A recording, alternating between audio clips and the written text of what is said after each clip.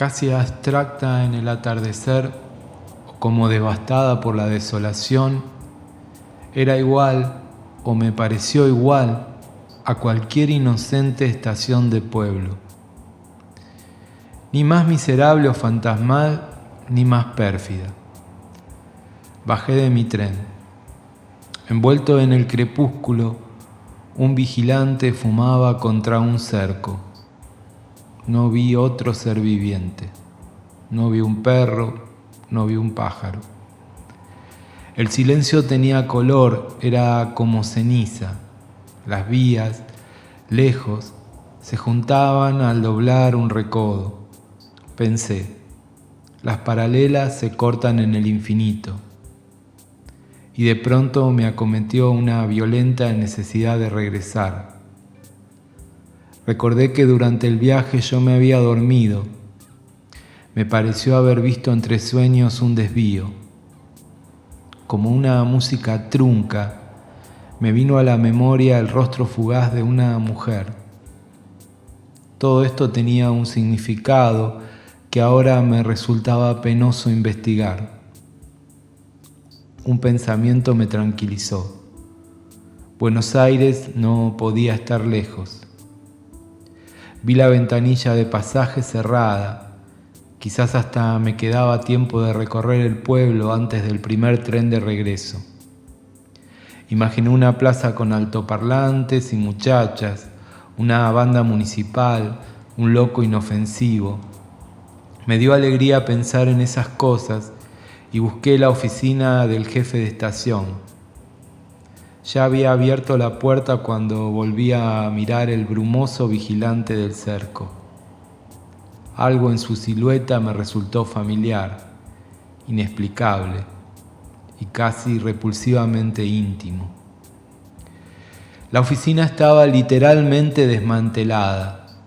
Con esquemática malignidad le habían pensado una silla, un escritorio y un farol a querosén que colgaba del techo. También había un hombre con los codos apoyados en el escritorio. Escondía la cara entre las manos. Su actitud era de profundo cansancio o de meditación. Me pareció notar que tenía los párpados abiertos. Tosí 2 o 3 veces, con mucha cautela. «Perdón», me oí decir. Mi voz sonaba extraña. Me acerqué. «Perdón». No habló, ni siquiera me miró. Yo murmuré que, si bien no tenía intención de molestarlo, necesitaba saber el horario del tren de regreso. No me contestó. Levanté la voz. Lo mismo. Pensé que era una gran desconsideración de las autoridades permitir que un jefe de estación fuese sordo y le di unos golpecitos en la espalda con la punta del dedo. No pasó absolutamente nada. Fuera de mí, yo era un individuo sumamente irritable, mis amigos lo saben. Grité la pregunta con toda mi fuerza y hasta le sacudí violentamente un hombro. Entonces, sí, bajó las manos, me miró con una desoladora expresión de fatiga y dijo: «Usted es loco».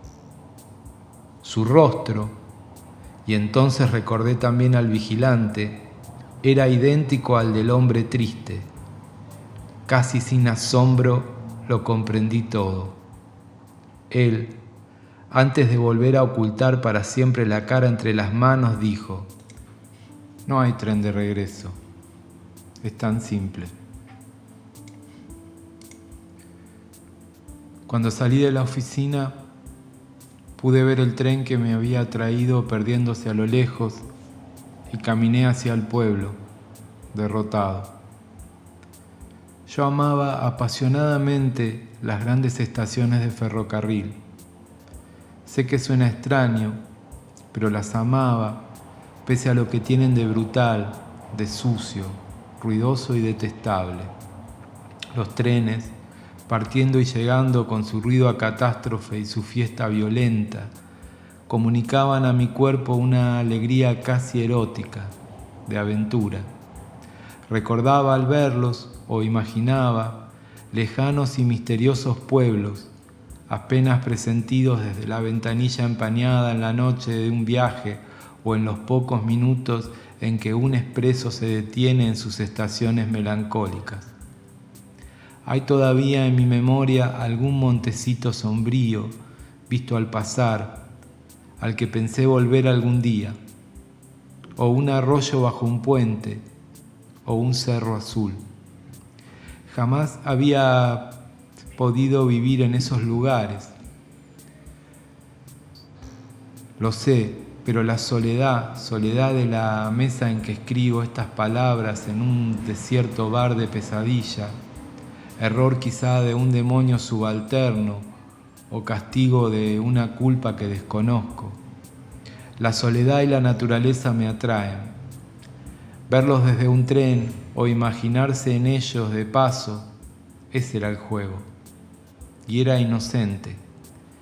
Imaginarse en ellos con una muchacha cuya piel debió ser como una hoja húmeda por la lluvia, la muchacha que se fue finalmente con el hombre triste.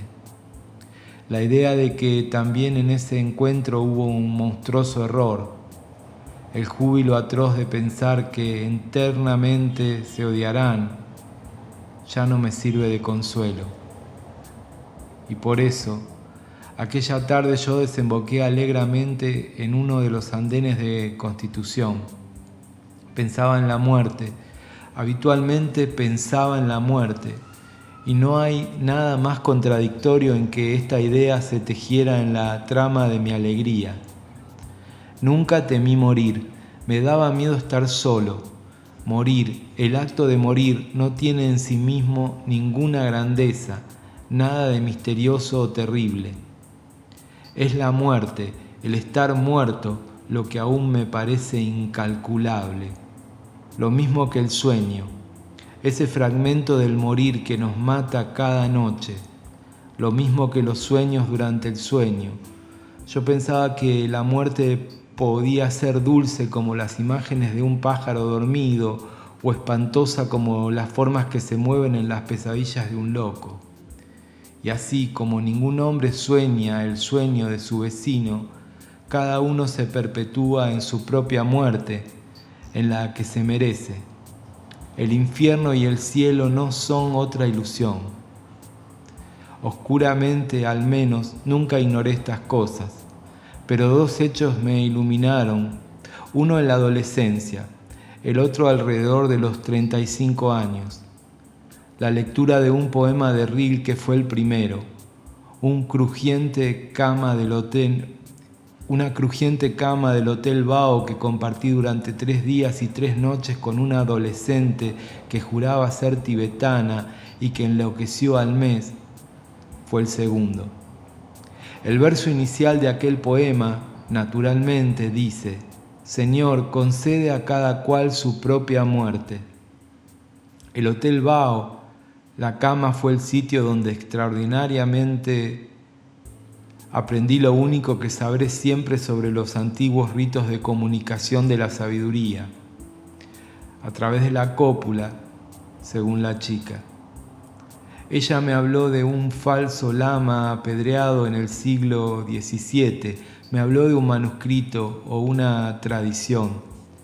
Después, mientras yo pedía por teléfono un par de whiskies, se levantó de la cama y fue a buscar la cartera. Noté que tenía un pequeño gato tatuado en la cintura. Desnuda, su cuerpo parecía un fuego verde cruzado en todas direcciones por los reflejos del velador.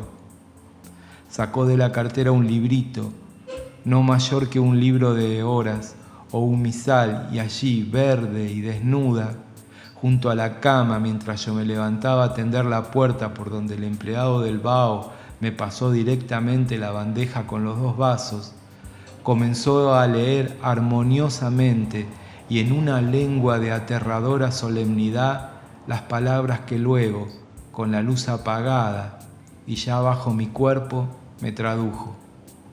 Me acuerdo de su voz como un quejido profundo. Me acuerdo que pensé, tiene voz de loca. Prepárese quien cree, habló bajo mi cuerpo con aquella voz. Prepárese quien crea soñar el largo sueño creado en la vida con la minuciosidad con la que se talla una figura de marfil, porque cada hombre soñará en su mente el sueño que le mereció su vida. Deberías temer, miserable, no al fuego eterno, sino a lo que más odias en la vigilia. Poco ingenuo y pocos vengativos y pocos benévolos y pocos crueles serían los señores de la muerte si dieran a todos los justos la misma recompensa y un solo castigo a todos los injustos. Lo dijo en la oscuridad y me clavó las uñas en los riñones. Tengo miedo de irme al paraíso, murmuró, y me mordía. El libro dice que el paraíso es el infierno más horrendo de un pecador. Así, dijo arqueándose como si la recorriera una onda eléctrica. Me pidió que la matara, la desgarró un espasmo y como fulminada se durmió. Yo pensé, no sin malevolencia, que tanta ultratumba podría confundir a los dioses.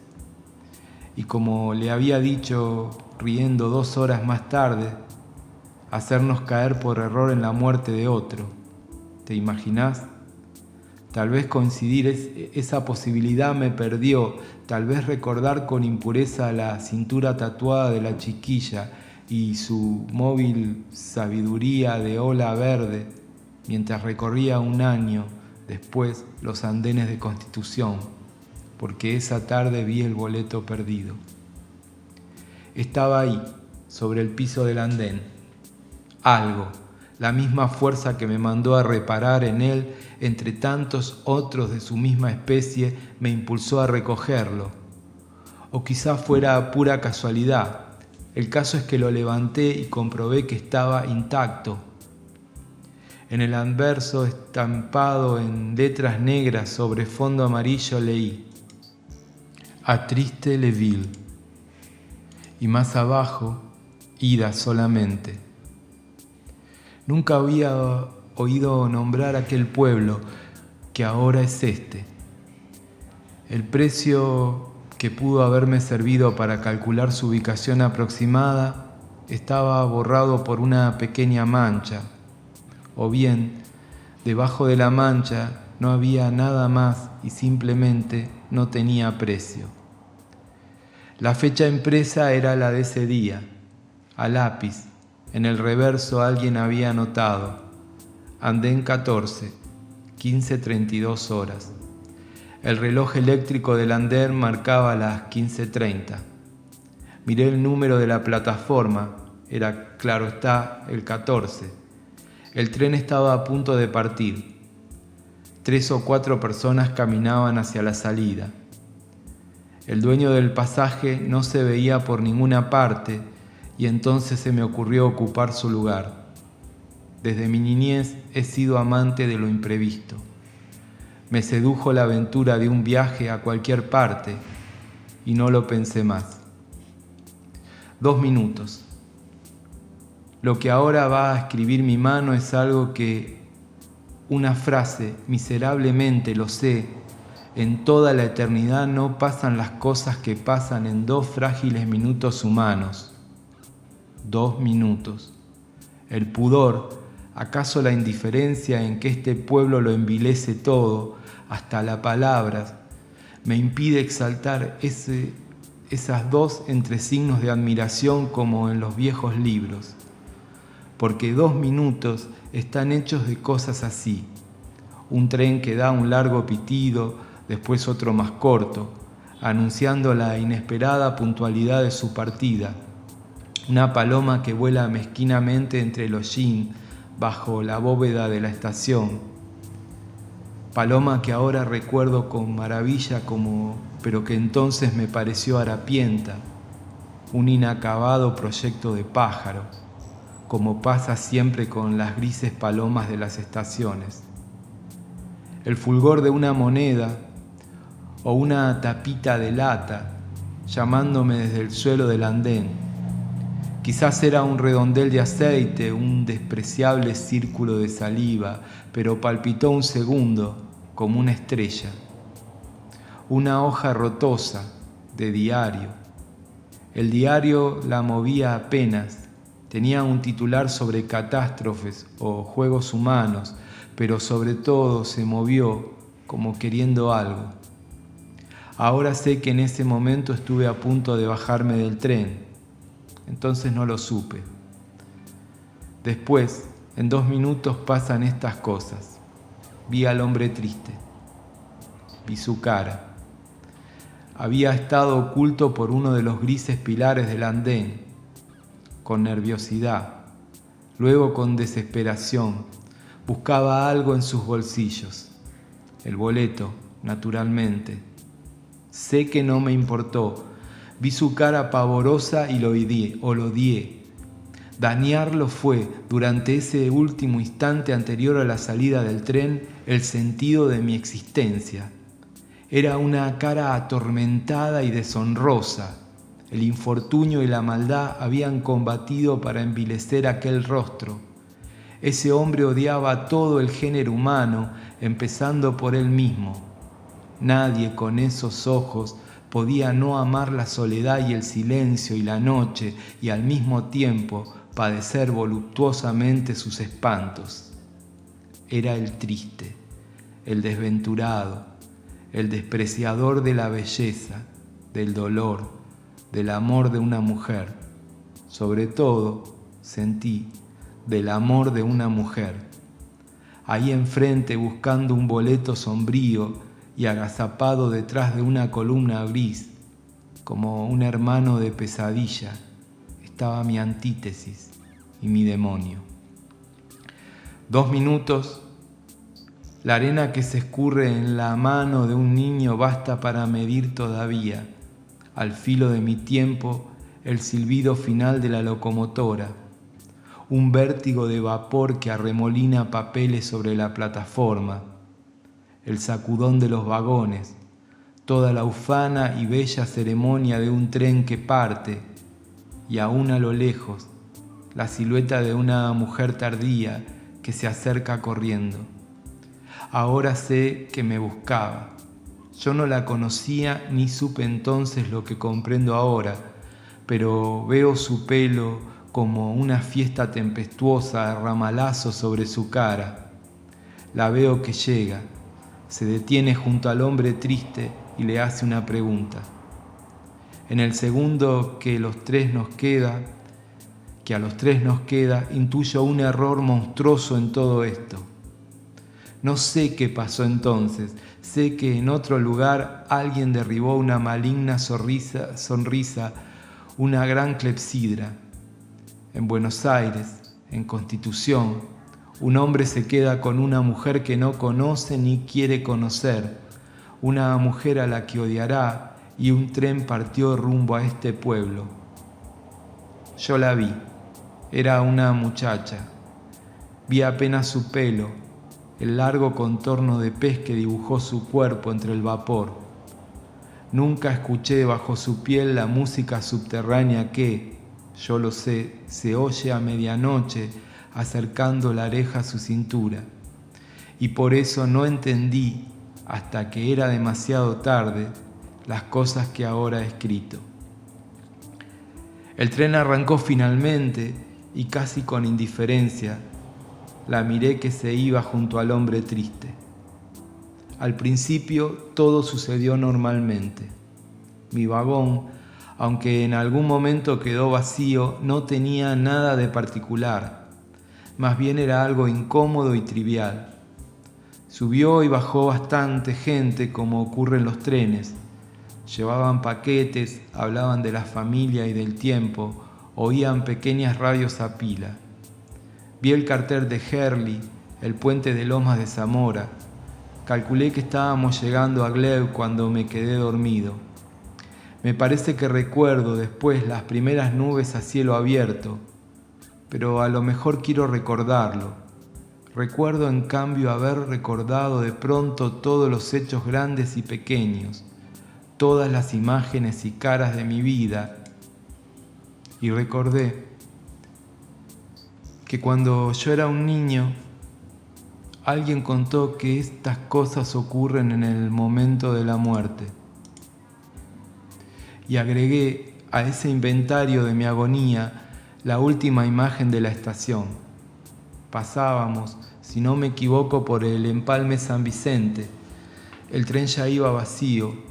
Algo pude presentir entonces de haber puesto empeño, algo acerca de la muchacha, pero el sueño me envolvió como con su agua profunda y caí en él como hacia el centro de un río circular. Me vino a la memoria un verso tan convencional, fue todo. Decía: E cari come l'uomo qui sono piglia. Sabía que con esa línea un gran poeta había resuelto un grave problema. No se me ocurrió nada más. Cuando desperté, vi el cartelón rectangular. Sobre fondo negro, en blanquísimas letras, se leía: Triste-le-Ville. Desde aquel día hasta hoy he recorrido 1000 veces este pueblo, su miserable plaza y sus calles sin nadie, que eran la muerte de otro.